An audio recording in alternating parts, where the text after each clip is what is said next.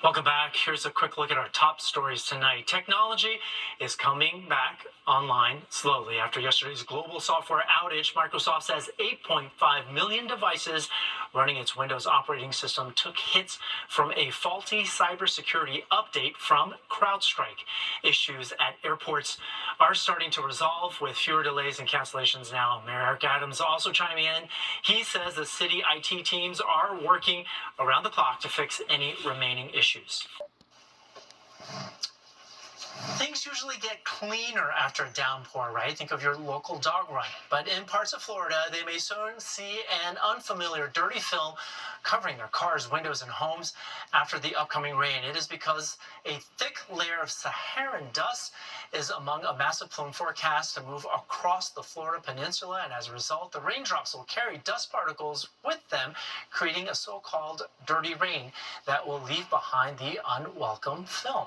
Time now for our weather, and it's a good thing Audrey Puente is here now because she makes sense of how this ends up in Florida.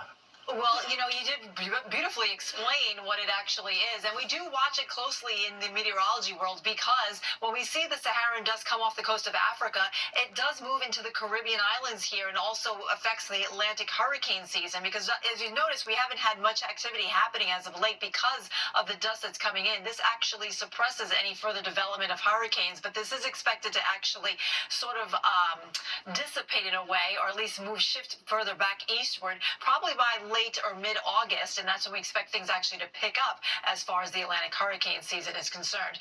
High temperatures today were pretty warm across the region. We had readings mostly in the 80s. These are actually just a little bit below average for this time of year. Our normal high is about 85 degrees. So for the last 2 days, we've been below normal during a month where we've been basically above normal with 2 heat waves so far this month. We still have 2 more weeks to go, but it all looks like July may come in above average overall. Right now, 77 in Central Park, same thing in White Plains at 74, and Poughkeepsie with 75. Over towards Islip and Long Island, Belmar checking in at 73 degrees, and we're finding the same temperature range as the tri-state area throughout the entire Northeast. New England is in the low to mid 70s right now. Same thing up towards the Capital District, and Philly is checking in at 76.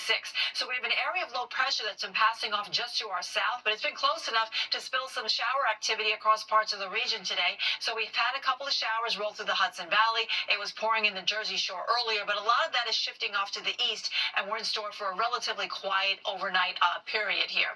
As we wake up tomorrow morning, we'll still have some lingering clouds, maybe a shower or two across the North Fork of Long Island and maybe coastal Connecticut here. But as that low moves to the east, we'll see much drier weather for your Sunday. In fact, we'll also see more in the way of sunshine compared to today. We're expecting generally a mix of sun and clouds with maybe an isolated shower at the Jersey Shore towards the afternoon. Everyone else should see nice and dry. As we go into Monday, now we're going to start to see kind of our thunderstorm activity begin to pick up. The morning will start off dry, but late in the day, we're going to start to see some showers popping up here, probably around lunchtime. But later on in the day, into the evening, we'll have scattered showers and storms kind of developing, and they'll move eastward here. So by the time about sunset, expect to see patches of heavy rain coming through, and we could have a rumble of thunder too.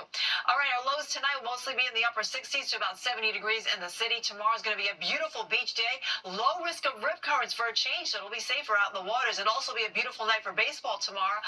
Actually, it's in the afternoon. They have the game at about 1:35, excuse me. We'll have a mix of sun and clouds. It'll be warm out there with light winds. Again, a very nice day for baseball, not an evening.